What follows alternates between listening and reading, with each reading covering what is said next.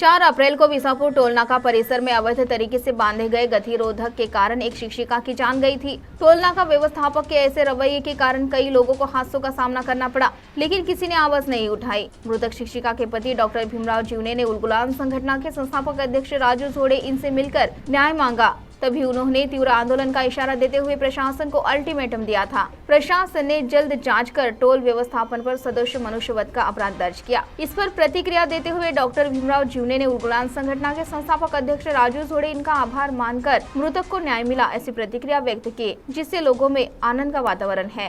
नमस्कार, मी भीमराव तुळशीराम जीवने, मी आणि माझी पत्नी बीनावती भीमराव जीवने आम्ही दोघे 4 तारखेला बोर्डाचे पेपर मॉडरेटरकडे देण्यासाठी चंद्रपूरला गेलो होतो।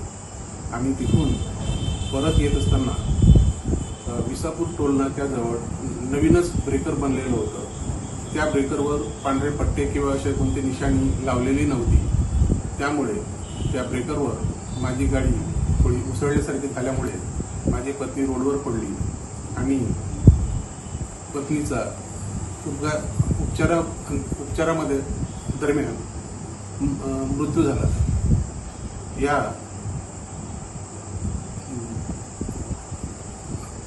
अपघातानंतर माननीय राजूभाऊ झोडे यांनी आम्हाला सहकार्य केलं आणि त्यांनी पोलीस स्टेशनमध्ये नेऊन ठाणेदार साहेबांसोबत चर्चा करून त्याच्यावर गुन्हा दाखल करून आम्हाला FIR मिळवून दिला।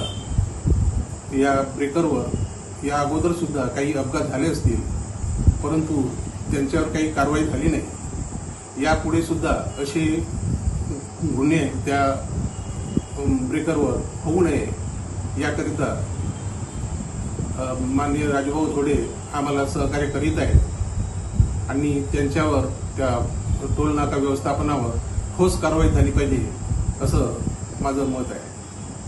4 एप्रिलला बल्लारपूर टोल नाक्यावरती डॉक्टर जीवने दंपत्य चंद्रपूरवरून येत असताना नवीन बनलेला स्पीड ब्रेकर कुणालाही दिसला नाही। स्पीड ब्रेकर बनवत असताना रिफ्लेक्टर वगैरे लावायचे होते, परंतु टोल नाका प्रशासनाने लावलं नाही। याआधी सुद्धा तिथे बरेच अपघाती निधन झाले।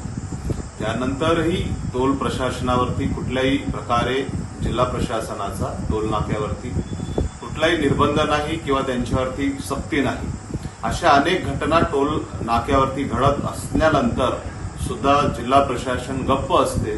त्यामागे काय गूढ आहे ते माहीत नाही, परंतु जीवने मॅडमचा हा निधन अत्यंत दुर्दैवी निधन आहे। त्यांच्या मागे पश्चात कुटुंब त्या सगळे उद्ध्वस्त झाले। अशा टोल नाक्याच्या दुराचारामुळे बरेच लोकांचा जीवन सुद्धा उद्ध्वस्त होते।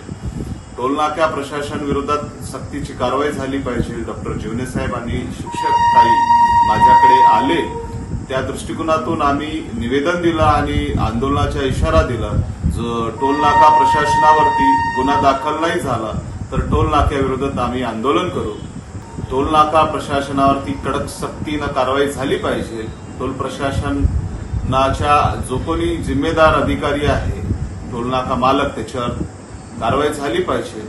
जर अशाच घटना घडत राहिली तर टोल नाका सुद्धा बंद पडला पाहिजे। CTV के लिए प्रतिनिधि वैभव यारकर की रिपोर्ट।